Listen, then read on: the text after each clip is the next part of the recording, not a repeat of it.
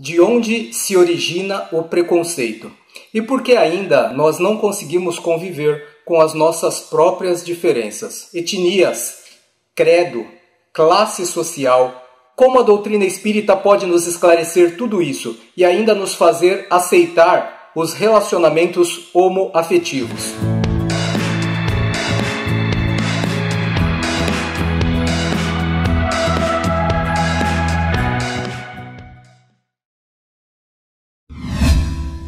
Não julgueis, para que não sejais julgados, porque vós sereis julgados segundo julgardes os outros. Esse servirá para convosco da mesma medida da qual serviste para com eles. Esse trecho do Evangelho de Mateus nos ajudará neste início a fazer profundas reflexões sobre o tema ora esposado. Evidentemente, aquele que pressupõe-se superior àquele a quem julga, crê verdadeiras sejam as suas motivações. Mas isso não será verdade em momento algum, visto que a superioridade absoluta só se encontra em Deus. Cada um de nós é um ser único, tanto em predicados como em defeitos, de tal maneira que é impossível julgarmos os atos alheios quando, na maioria das vezes, nós mesmos necessitamos de indulgência. E o preconceito é um destes casos intrincados, pois vemos na figura do preconceituoso a figura de um vilão, quando na realidade ele também é vítima de determinadas circunstâncias no transcorrer de sua vida. Como não somos, nesta vida mundana, absolutamente vítimas, já que os frutos amargos, os quais colhemos, são resultantes das nossas más ações, sobre o indivíduo preconceituoso devemos entender que em algum momento lhe faltou o exato discernimento para conduzir o seu temperamento. Em outro momento, a influência do meio em que vive pode ser também um fator determinante para estabelecer a qualidade do seu caráter. Enfim, o temperamento é sempre a herança psicológica de existências pregressas, enquanto o caráter se resume na absorção que fez o indivíduo da influência do meio, desde o início no meio familiar e depois nas diversas relações sociais, de tal sorte que o temperamento e o caráter são a base da personalidade humana.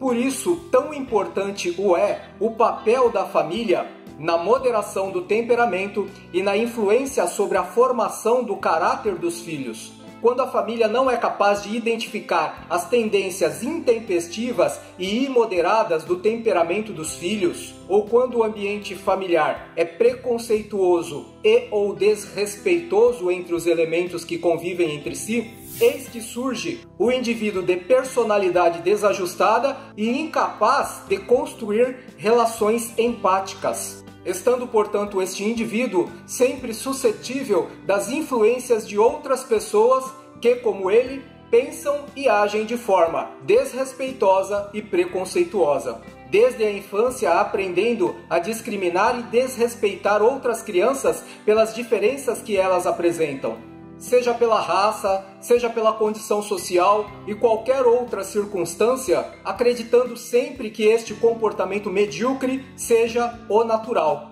Por vezes, os atos de discriminação excedem o limite do verbalismo, exacerbando para a violação dos direitos de locomoção e, em alguns casos, culminando em agressão física. Sim, deveremos sempre considerar comportamentos violentos como anomalias sociais e combatê-los, desde o berço até a vida adulta, com a devida orientação àqueles que necessitam ajustar os seus comportamentos, orientando também no mesmo viés aqueles que se veem injustiçados. A iniquidade certamente é o fruto da ignorância, e em tempos de ignorância, nós, espíritas, temos papel fundamental no esclarecimento dos seres pelo conhecimento que já possuímos da vida futura. Em verdade, o indivíduo que se tornou preconceituoso pela falta de esclarecimento é muito menos culpado do que um espírita que, pelo conhecimento que adquiriu,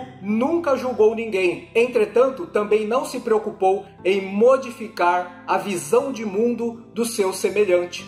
Este é o papel do Espiritismo, levar luz ao mundo, tirar a candeia de sob o alqueire. E se não fizermos isso, certamente não cumprimos o nosso papel na terra. Ser bons, aos olhos de Deus, significa agir em prol da coletividade.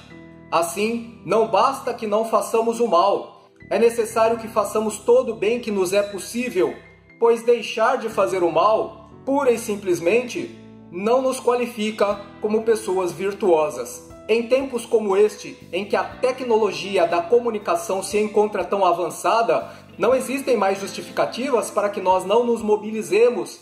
É necessário serviço ativo no bem, arregaçar as mangas e fazer o nosso melhor. E estarmos à noite conscientes de que cumprimos o nosso papel quando colocarmos a nossa cabeça sobre o travesseiro. Somos todos filhos de Deus, portanto temos a mesma origem. Deus não criou, em momento algum, diferenças raciais, de credo, de orientação sexual. Deus criou o espírito imortal. Somos a imagem e a semelhança do Deus vivo. Portanto, somos iguais, somos irmãos. Então, como a doutrina espírita poderá nos ajudar a modificar essa cultura enraizada que faz a discriminação sobre comportamentos sexuais? Em princípio, temos que entender que o homem preso às sensações da matéria rebaixa o sexo à condição de fonte do seu prazer, quando na realidade o sexo é de essência divina e representa a força criadora. O problema é que nossa estreita visão do sexo não nos possibilita enxergarmos-lo de outra forma, senão sob o aspecto da conjunção carnal entre homem e mulher. Mas dentro da finalidade espiritual, o sexo vai muito além disso, e o único motivo dele ser prazeroso é para servir de motivação para que nós continuemos dando a oportunidade para outros irmãos espíritos poderem reencarnar. Porque o espírito em si não tem sexo, e sua relação de amor e simpatia é baseada exclusivamente na afinidade de sentimentos. Por isso não deveria causar estranheza quando pessoas do mesmo sexo se afinizam por sentimentos de amor. E Deus não condena qualquer relação baseada na afinidade, no amor e no respeito. Então, por que nós nos arrogamos o direito de condenar o nosso irmão? O que é indigno dentro deste contexto são os abusos que o homem comete quando se deixa dirigir por suas tendências instintivas, impondo a dor e o desrespeito ao seu próximo, o que não tem nada a ver com afeição e sentimento. Existe, portanto, uma distância bem delineada entre o instinto e os sentimentos. E tudo isso deve estar bem claro no campo da racionalidade, uma vez que nossa consciência nos cobrará cada ato que praticarmos. Os instintos são o registro do primarismo de orgulho e de egoísmo e as derivações nocivas que retardarão a nossa felicidade. Os sentimentos são o marco do desenvolvimento individual em direção à angelitude que nos levará à felicidade. Para o espírito, nada importa encarnar como homem ou como mulher. Como nós deveremos progredir em tudo, é necessário que às vezes tenhamos experiências masculinas e femininas para que possamos compreender no campo dos sentimentos, através das diversas experiências corpóreas, aquilo que só a vivência em determinado sexo poderá nos ensinar. Porque se só vivêssemos em todas as existências corpóreas na condição de homens, só poderíamos saber aquilo que os homens sabem, e não poderíamos, portanto, atingir a plenitude do conhecimento. Negros, brancos, heterossexuais, homossexuais, tanto faz, todos nós somos filhos de Deus, nem melhores, nem piores, apenas diferentes em nossos talentos para que cada um possa contribuir da melhor maneira para a edificação de um mundo mais feliz. O desafio não é lutarmos por uma ou outra causa isolada. O nosso desafio é compreendermos que deveremos estabelecer uma aliança para lutarmos por uma única causa, a fraternidade universal. Somos espíritos, sem cor, sem raça, sem sexo. Temos origem em Deus e, portanto, um objetivo em comum: lutar arduamente para a edificação deste mundo e de outros mundos e preservarmos a harmonia universal. Em princípio, as diferenças vistas pelos homens preconceituosos parecem ser muitas e pesar na economia social. Entretanto, nós temos muito mais coisas em comum do que nos parece, desde que passemos a enxergar o mundo com o olhar de espíritos e não pelo ponto de vista mundano. Lembremos, portanto, que a lei de equilíbrio, de paz, de harmonia e de felicidade é única e irrevogável, é a lei de amor. Amai a Deus sobre todas as coisas, a nossa fonte criadora, e ao nosso próximo como amamos a nós mesmos. Que a paz de Jesus esteja conosco hoje e por toda a eternidade. Graças a Deus, graças a Jesus.